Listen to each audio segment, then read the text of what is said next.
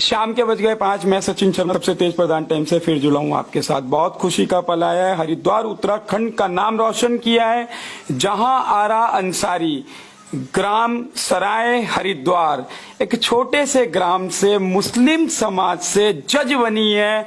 बहुत खुशी का पल है। देखिए, अपनी बेटी का मुंह मीठा करवाते हुए इस बेटी ने पूरे गांव का, पूरे उत्तराखंड का नाम रोशन किया है जज बनने के बाद। तो सीधे जुड़े हैं आप सबसे तेज प्रधान टाइम से। आप देख रहे हैं लाइव प्रसारण। जज बनी है। आप देखिए कितना कितना भाग्यशाली ये दिन आया है एक पिता के लिए कि उनकी बेटी ने जज बनकर नाम रोशन किया है। पूरे गांव का, पूरे हरिद्वार का, एक छोटा सा गांव कितना कठिन रहता होगा।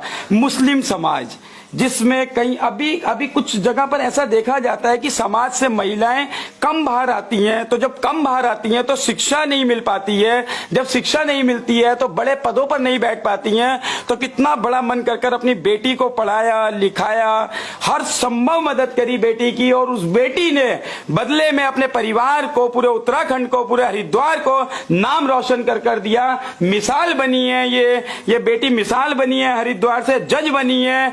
मुस्लिम समुदाय से आती हैं, समाज से आती हैं। बहुत ही खुशी का पल है। तो आइए सीधे जुड़ते हैं जज साहब से।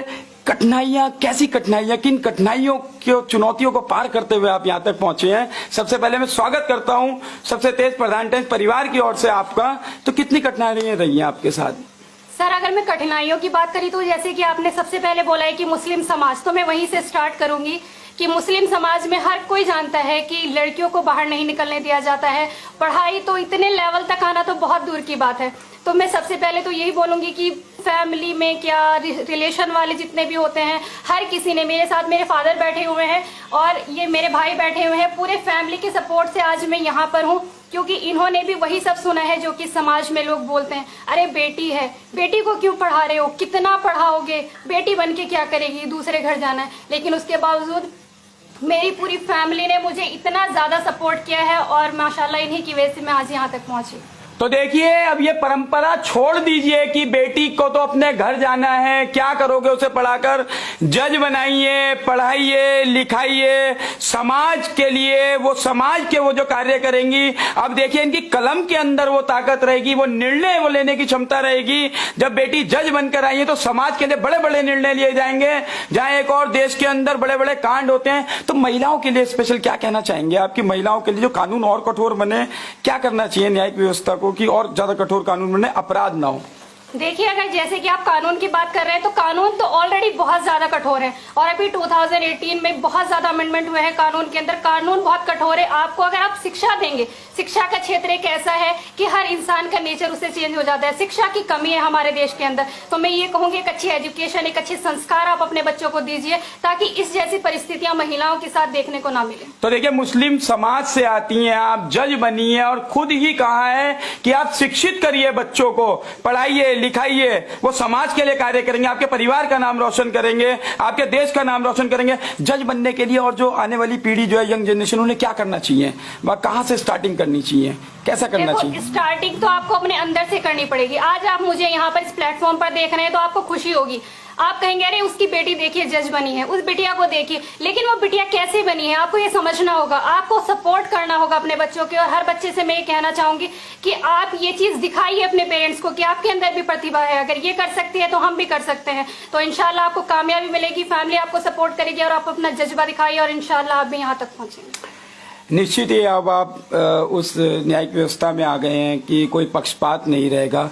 मुस्लिम समाज के लिए अभी भी एक जहां जैसे आपने बताया कि बेटियों को कम बाहर भेजा जाता है, तो परिवर्तन करने की आवश्यकता आ गई है। आपके कभी मन के अंदर भावना रही कि बेटी को बाहर भेजे या पढ़ाए लिखाए, क्या रहा आपका? मेरे मन के अंदर कभी ऐसी भावना नहीं आई है। मैंने बेटे और बेटी में कभी फर्क नहीं समझा।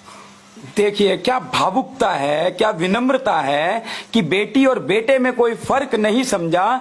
तो उसी वो देखिए, आप विचारों का ही सिर्फ एक अंतर होता है। जब फर्क नहीं समझा तो आज बेटी ने कितना नाम रोशन किया है। वो जो खुशी है, उस खुशी की भावुकता आप देखिए, वो बयां नहीं कर पा रहे हैं।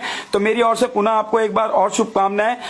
जो आने वाली पीढ़ी है, अभी जो यंग जनरेशन जो है, पढ़ाई के लिए उन्हें क्या करना चाहिए? कितने घंटे तक उन्हें कम से कम पढ़ाई करनी चाहिए?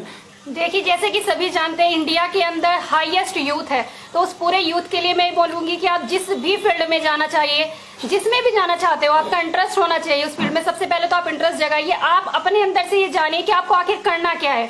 जो चीज आपको करनी है पूरी लगन और मेहनत से करिए। देखो, टाइम क्या है, हर किसी के लिए अलग होता है, हर किसी का शेड्यूल अलग है। अपने अकॉर्डिंग आपको नाइट में मिलता है, आपको डे में मिलता है, आपको टाइम निकालना पड़ेगा। कोई भी चीज इजी नहीं है और कोई चीज बहुत टफ भी नहीं है। अगर आपने मन से ठान लिया है तो टाइम आपको देना पड़ेगा। वही हर किसी का अपना है, 8 to 10 आवर, 11 to 12 ये तो आपको देना ही पड़ेगा। इससे कम में बिल्कुल भी काम नहीं चलेगा। तो देखिए, बहुत बड़ी उपलब्धि है मुस्लिम समाज से आकर इतना पढ़ना लिखना, बाहर जाना, मेहनत करना, परिवार का पूरा सहयोग मिला है। उनके भाई मेरे साथ जुड़े हैं, उनके पिता मेरे साथ जुड़े हुए हैं। इन परिस्थितियों में अपनी बेटी को, अपनी इज्जत को देखते हुए उन्होंने पढ़ाया लिखाया, मान सम्मान दिया और उस बेटी ने 4 गुना कर लौटाया।